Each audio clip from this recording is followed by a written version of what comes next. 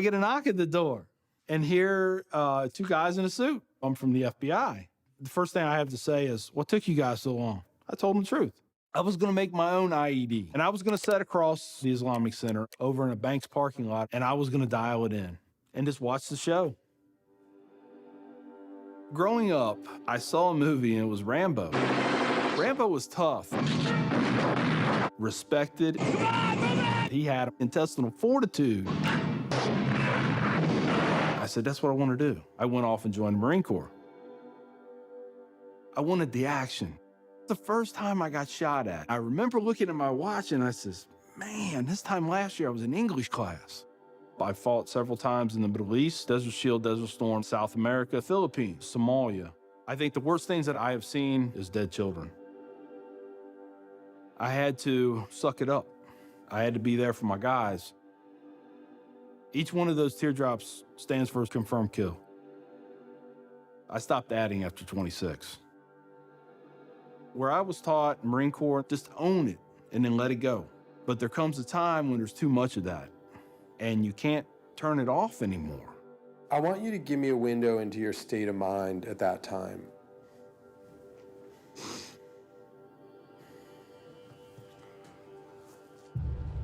One time, my wife and I went to a DSW, and I saw in the distance these two women in black burqas in my store. I cried as I prayed for enough strength to go over there and break both their necks. I was just angry. I was just full of hate, and it just fed off itself. At that point, I was drinking a half-gallon of vodka every 2 days. I had devised a plan, create my own IED, homemade bomb, and I was gonna set it off right outside the Muncie Islamic Center.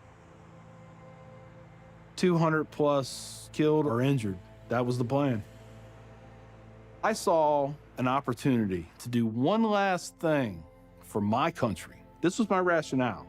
I knew I would end up in a federal prison with a needle in my arm. I didn't care. My hatred of Islam, it was the only thing that was keeping me alive.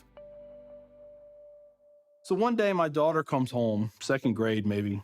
She was telling me about this little boy who sat across from her. His mom came to get him. She said she had scarves on her and she had a dress all the way down to her feet and you couldn't see her on nothing but her eyeballs. At that point I snapped, started spewing things out of my mouth that should never be said in front of children or anything.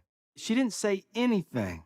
It was the look on her face. I remember my daughter looking at me like I was absolutely the craziest person on the face of the earth. She was my little buddy. Yeah, she used to say we were road dogs.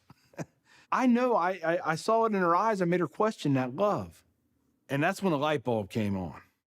I decided to give the people of this community one more chance. So I went to the Islamic Center. See a gentleman in the shoe room taking off his shoes. He looks at me and he smiles. He said, can I help you? And I said, yeah, I want you to teach me about Islam. So he went and he gave me a Quran. Read this, come back when you have questions. So I did. And I would see things in the book. I'd be like, there it is. I got him right there. Explain that to me. And they would. This was a kind of awakening. Long story short, 8 weeks after that first day I stepped into the Islamic Center, I became a Muslim.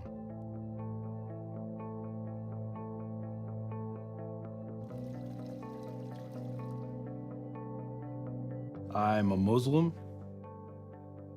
a veteran, and a proud American. I had learned that I was completely wrong about everything that I felt. Please join me in welcoming Mr. McKinney. My big thing is now to stop the hate. I've done too many things.